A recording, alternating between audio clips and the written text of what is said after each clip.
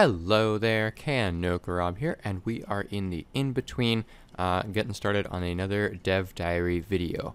Before we dive into what we'll be going over today, obviously, if you take a look around, we have shaders. Optifine, I believe, just updated today with the latest pre-release version for 1.17, which is what we're playing in, and they've re-enabled shaders, so there's still some bugs. The main one that I've noticed, besides a little bit of fighting with the lighting, light and shadows and stuff, is that particles can be seen through blocks, which is a little weird, a little bit distracting, but not game-breaking. So pretty decent. We'll probably be getting started on making a new updated trailer for New in Town, as well as new starter guide videos pretty soon here. So definitely keep an eye on the channel for that. Oh, look, you can see that. You can see particles right behind me, right through my body. So yes, definitely keep an eye on the channel for those videos. There'll be, like I said, an updated trailer.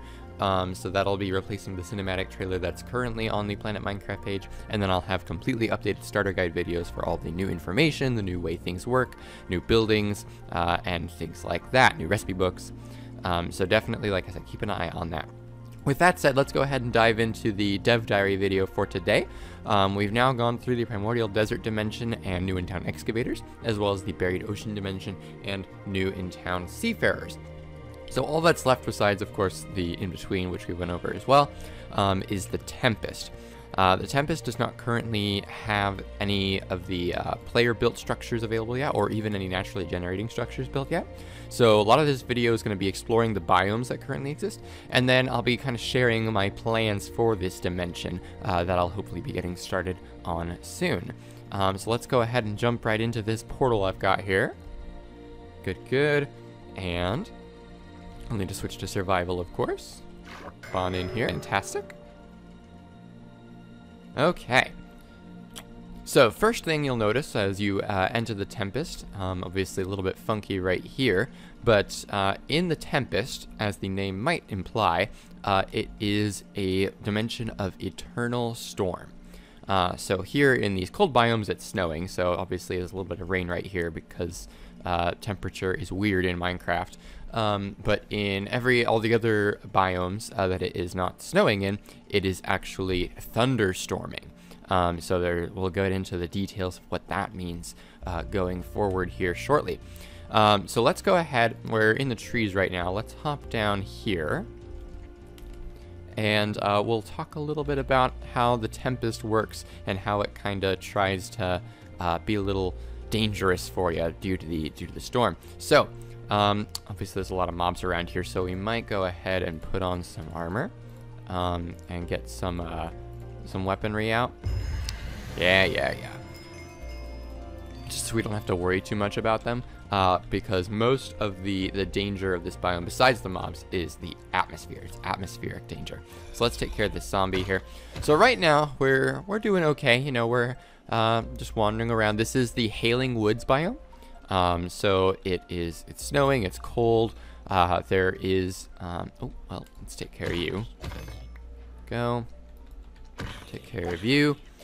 So since it's hailing, if you are out in the, open snow, you, can get hit by hail, which is, of course, simulated by a little bit of poison. So if you're standing in a snow layer in the Hailing Wood, you will get hit by hail. Again, because of the dimension, or because of the, not dimensions. Oh no! And there's powdered snow here too. Oh gosh. Oh my goodness. Come on. We gotta get out of this. Oh no. Come on. No. Get me to the, there we go. Whew. Probably should have put some leather boots on. In fact, maybe I'll do that right now. So there's powdered snow here, and then you can get hit by hail. What am I doing? There we go. Hey there! If you're enjoying this video, please remember to leave a like and share with your friends, and to subscribe to keep an eye on when new videos come out. If you want to get involved with the community, you can join our Discord server, where you can also learn how to get involved with the New in Town Dimensions beta release for 1.17, or you can follow me on Twitter. With all that, thank you so much for watching, and back to the show. There we go. So yeah, powdered snow, gotta be careful about that. And you can get hit by hail if you are standing in a snow layer. So that's pretty cool, I think. It adds again to the atmosphere of this biome. The Hailing Woods biome is one of the more safer ones, despite the hail. As long as you're staying under the tree cover, staying out of the snow layer, then you're fine, or staying out of the direct line of snow where it can have snow layer, then you're generally fine.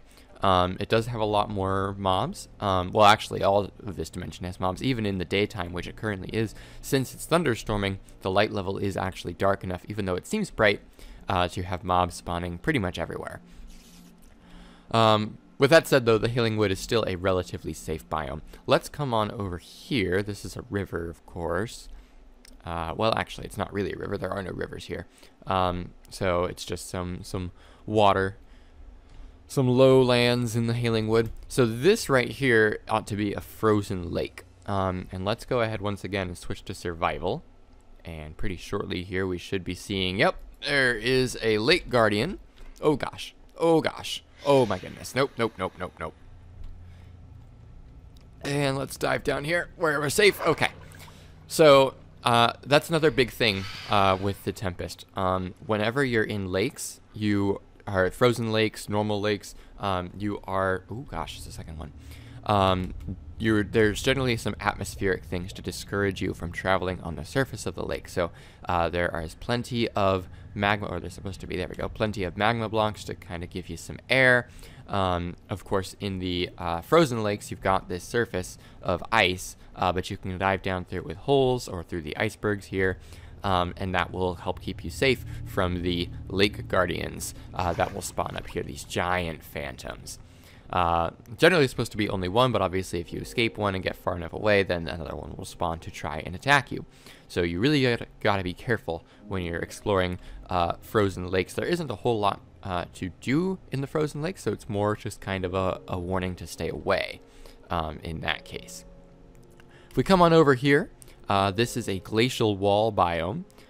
They can vary in size, in height, in width, but generally they're supposed to be fairly thin, just huge walls of ice carving through the Hailing Woods.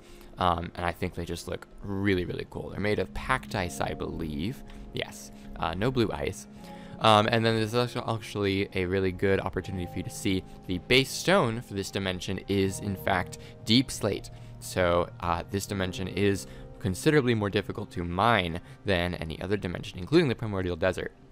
Even though the Primordial Desert is much deeper, the Tempest is only from 0 to 256, just like the normal overworld in 1.17 prior to the proper Caves and Cliffs update in the preview pack. But since all of the stone is deep slate, all the ores are deep slate ores, it's a more challenging location to mine for sure. Let's go ahead and set the time today so that we can actually see things. There we go. And we'll continue exploring this dimension. Glacial Wall doesn't have a whole lot to it. It does have some different ore distribution. All the biomes here do have different ore distributions. But for now, it doesn't have much to it. This is where we'll actually talk a little bit about what is coming for the Tempest dimension. So in the Glacial Wall, I really want to have like an ice castle structure. And that'll be filled with illagers. The Tempest, I should mention, is the home dimension, is the origin of illagers. Illagers hail from the Tempest dimension. So there's going to be all kinds of illager populated structures here, both as part of the player built structures and as just part of the dimension itself. So here in the Hailing Wood, there will be an ice castle, which I think is going to look really cool if I can get it to, if I can build it the way that I'm imagining it in my head. So there's definitely going to be good reason to come to the Hailing Wood, to then of course find a glacial wall. Hailing Wood might have some stuff, maybe small villages or things like that, populated by illagers of course. Suppose you could call those illages, huh? That might be fun. Regardless, the Glacial Wall will have the ice castle, which will be a very loot-heavy structure for sure. Hailing Woods are not terribly uncommon, neither Glacial Walls, and they're not small by any means. So while you would have to generally explore to find some and get good loot out of them. It's not like you're having to find an ancient sea, for example. Let's proceed this way and see if we can find a different biome coming up here. I'm sure we'll need to teleport around to find some of them. Some of them are pretty small. Some of them are a little more rare, so we'll teleport at some point. But we should be able to at least find the other major biome pretty shortly here. This is a very large hailing wood. Oh my goodness. Let's see. I don't think there's any much more to talk about in the hailing wood. I suppose while we're here, we can go down underground and take a look at what the underground of this dimension looks like. As I said, it is normal depth just down to Y0. We've got normal ravines and caves, as well as noodle caves and noise caves. So right over here, we can see a pretty large noise cave going on down here. Let me see. I might drink a night vision potion real quick and get some milk to clear that shortly. So you can see we've got quite a bit of iron down here at the bottom of the world. Ooh, decent amount of diamond. Oh my goodness. So definitely a rewarding place to come and explore. This is an interesting aquifer. I like the shallow pool of water. That's kind of cool. We've got coal down here.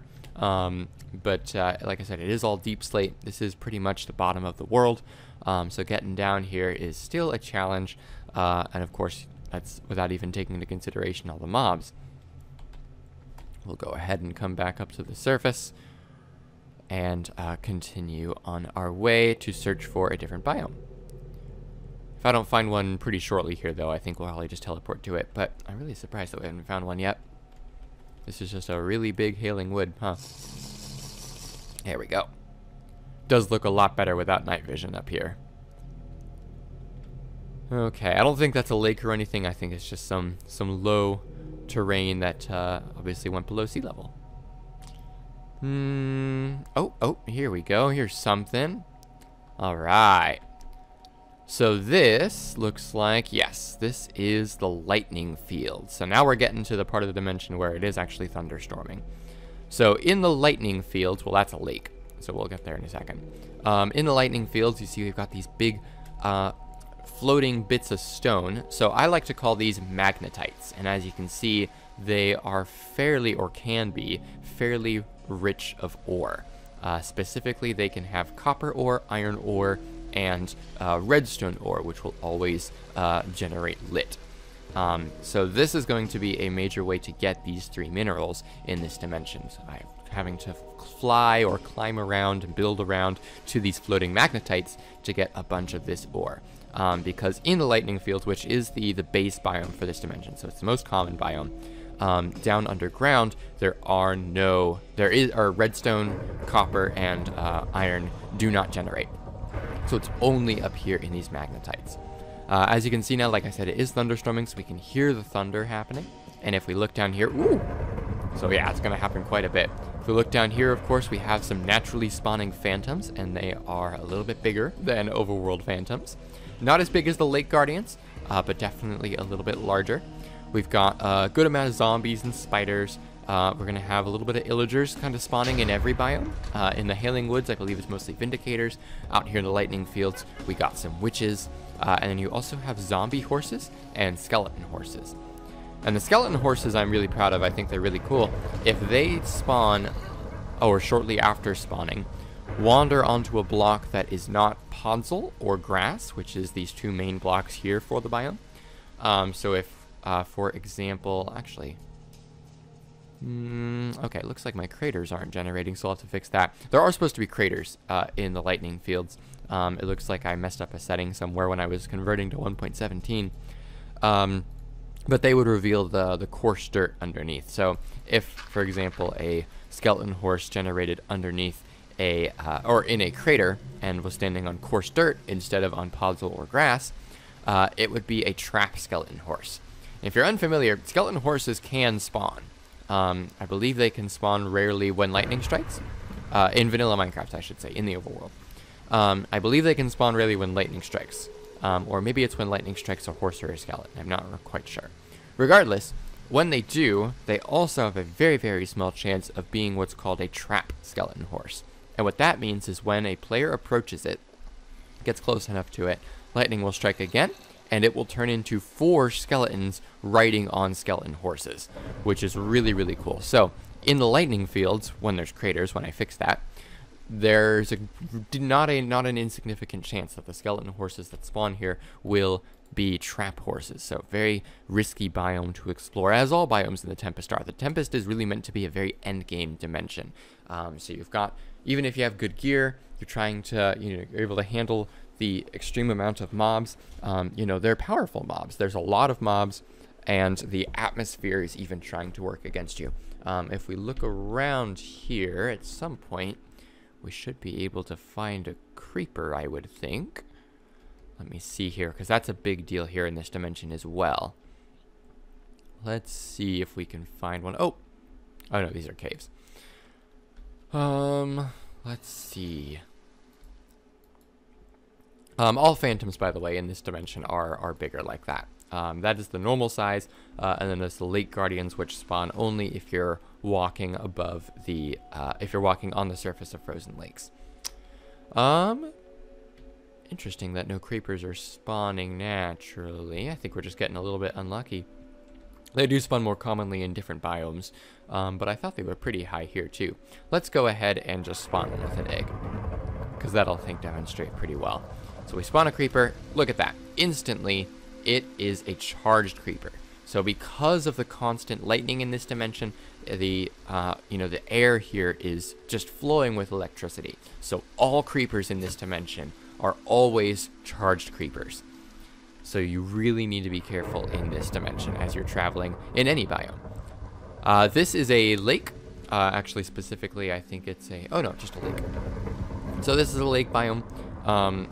Unlike the frozen lake biome, instead of spawning a lake guardian, if you are... Let's see. So if you're underground or underwater, you're generally fine. But if you come up to the surface and try to swim on the surface and breathe, we'll see here shortly. Oh, yep, there we go. We'll get these creepers, oh gosh, spawning underneath / behind you to kind of act almost like mines. Oh gosh. So they will spawn behind you. They have a little bit smaller explosion radius, but a bit of a stronger explosion. Let's change it to day again. So again, that's your encouragement to maybe swim underwater instead of on the surface of the water. So very, very, again, dangerous to explore the biomes in this dimension. You're going to find that to be the case pretty much everywhere. There's going to be some kind of atmospheric thing that makes it a tricky biome to traverse, whether it's the terrain, whether it's the kinds of mobs that spawn there, or other factors like the lake guardians and the hail and stuff. Let's go ahead and start locating some other biomes. So if we do a Tempest, let's go to the Stricken Summit. All right. Ooh, come here. There it goes. It's taking its time. There we go. So Stricken Summit is going to be your major mountain biome for this dimension. This is a pretty standard sized one, I would say. Generally, they can get a little bit taller. Like the lightning fields, they can have these magnetites here, and therefore, like the lightning fields, they will not have these ores down in the ground beneath them. So they can only be found in these magnetites. Coal, gold, stuff like that. That's all going to be underground still. The other thing about the Stricken Summit, it's going to have these piles of logs and other stone types, as well as emerald that you can see here exposed. No diamond, it's not a volcano, but there are emeralds here, since it is a mountain biome, of course. And so also going to have a little bit of netherrack, some crimson nylium, and then, like I said, these piles of stones and logs, including crimson logs, that can generate kind of stacked up here. Stricken Summits are always going to be surrounded by these biomes here, the Foreboding Woods, which have some interesting trees that kind of act to create a very, very dense canopy, even more dense than the normal roofed forest. Let's see if there's one of my craters. I wonder why it's generating here, but not over there. Interesting. Regardless, so it's going to generate a much more dense roof, and we're going to have some mossy cobblestone down on the floor. And since it is, of course, much darker, even though it is, of course, thunderstorming in this dimension, so mobs would spawn anyway, it's just going to make it easier for mobs to spawn up here.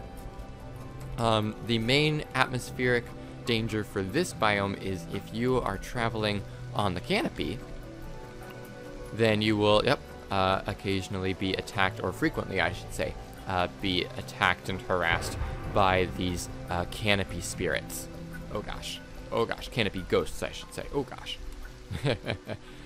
So definitely, it is your, you can travel along the canopy. It is technically safer, but you will be constantly harassed by these canopy ghosts. So depending on what you're decent at fighting, Vexes are a little bit annoying to fight.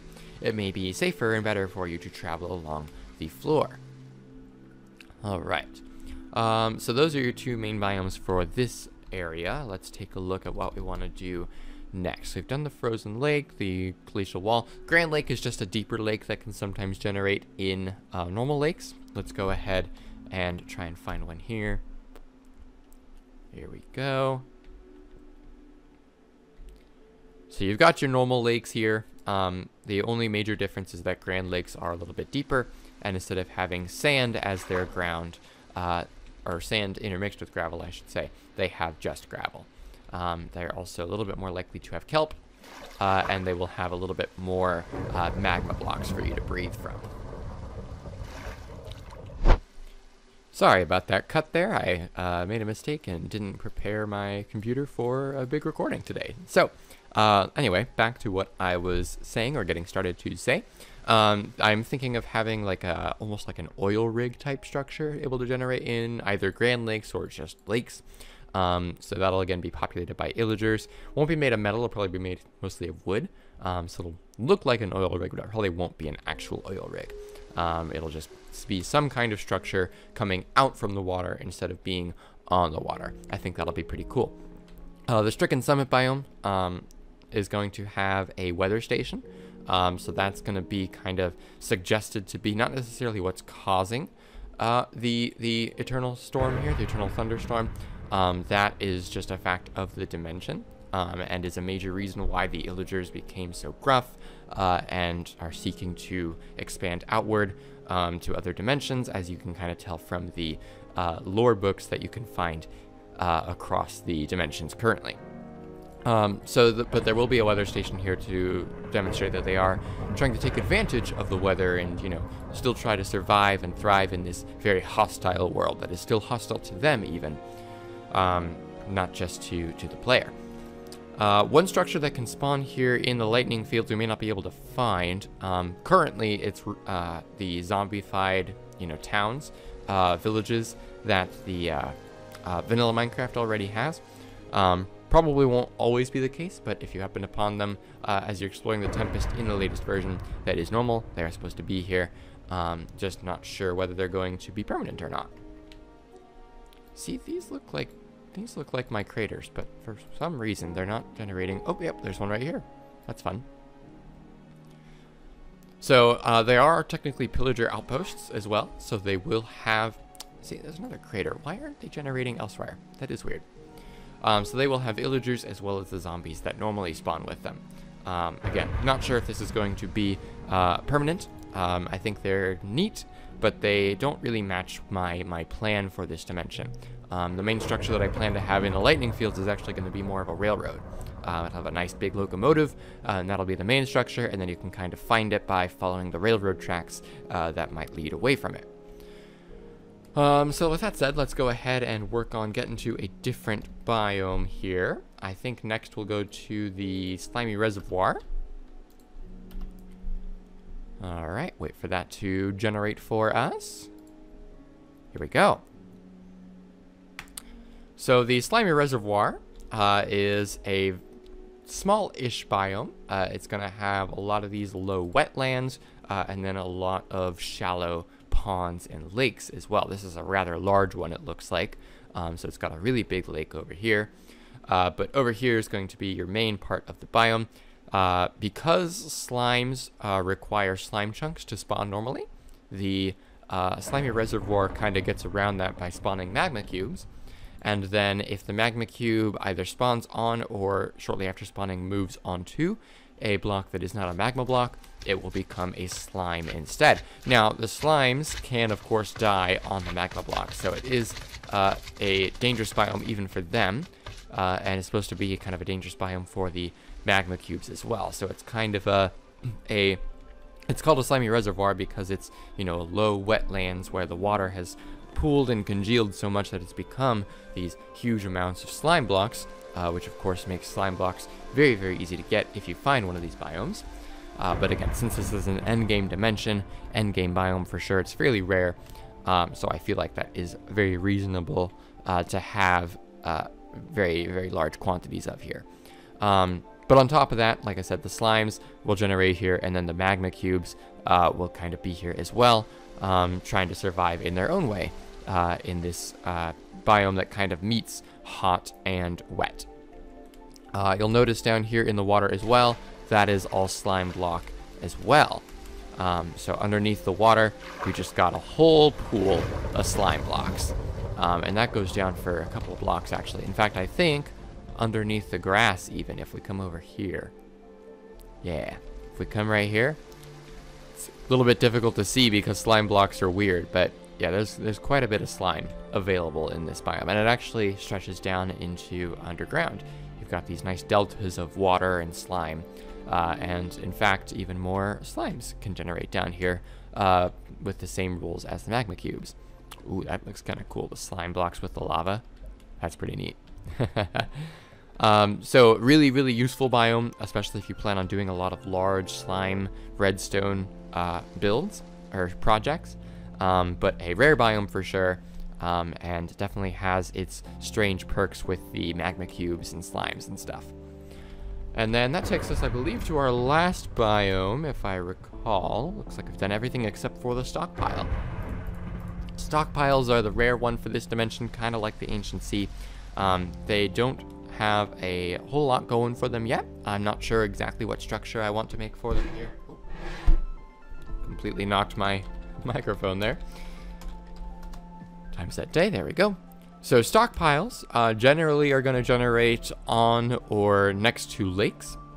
They have more creepers and illagers spawning here than normal, and they are made mostly of concrete. So we've got these cool piles of different colored concretes. You've got concrete powder piles and stacks generating on them as well. So this is meant to be, in lore purposes, oh, it's got silverfish as well. This is meant to be a stockpile of gunpowder. So all of this is supposed to be gunpowder that the illagers have been collecting for their war efforts. Whatever their war efforts may be, you'll have to figure that out. So the concrete powder as well is supposed to be gunpowder. Obviously it's not, and it's not functionally, but that is the lore reason why this biome exists, why it is here.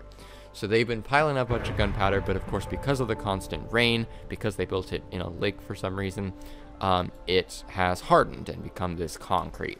But that is also why the creepers spawn here more commonly, and the silverfish to some extent as well. Since it is a man-made biome, I felt like silverfish made a lot of sense here. So there will probably be some kind of structure here for the illagers to populate. I'm not sure exactly what, but your main structure for this dimension are going to be the ice castle in the Hailing Woods, the weather station in the stockpile, the oil rig type thing in the Grand Lake, and then, ooh, there's a Grand Lake right here. And then the railroad locomotive in the lightning fields. So with that said, I think I'd like to talk a little bit about the plans for the player built structures for this dimension. So in the Tempest in this dimension, the player built structure, expansion, so to speak, is going to be called New in Town Inventors. And it's going to use a concept that I had come up with potentially for refugees a long while back. So if you've been following the project for a long time, you may recognize this. The Tempest is going to be where you're going to be able to build a steampunk tower. So it'll be made mostly of deep slate stone brick and wood of some sort, probably dark oak wood for the Foreboding Woods, as well as copper, maybe some end blocks as well. It's going to be fairly expensive for sure. It's going to be the refugee of dimension, so to speak. So very expensive multi-block structures. And to kind of match the theme for inventors, it's going to have a lot of really, really unique structures. that might have multiple steps to utilize and or not only construct but also to actually use. So an example of that would be maybe an enchantry that lets you get more powerful or unique enchantments, but it's a little bit different than normal enchanting or just getting enchanted books. You might have to invent new ways to enchant or hire villagers to enchant or invent new ways to enchant. So it's going to be a lot of things like that. I don't have all the specifics laid out, and I don't want to give away too much about it, but that'll be coming to the beta, available for beta testers in the Discord as soon as I have some actual content to share. I haven't constructed any of it yet, and I'm probably going to do the naturally generating features first, which will also be available for the beta testers before anybody else. The other big thing that Inventors is going to have that's going to be different or changed from the normal New in Town formula is going to be energy.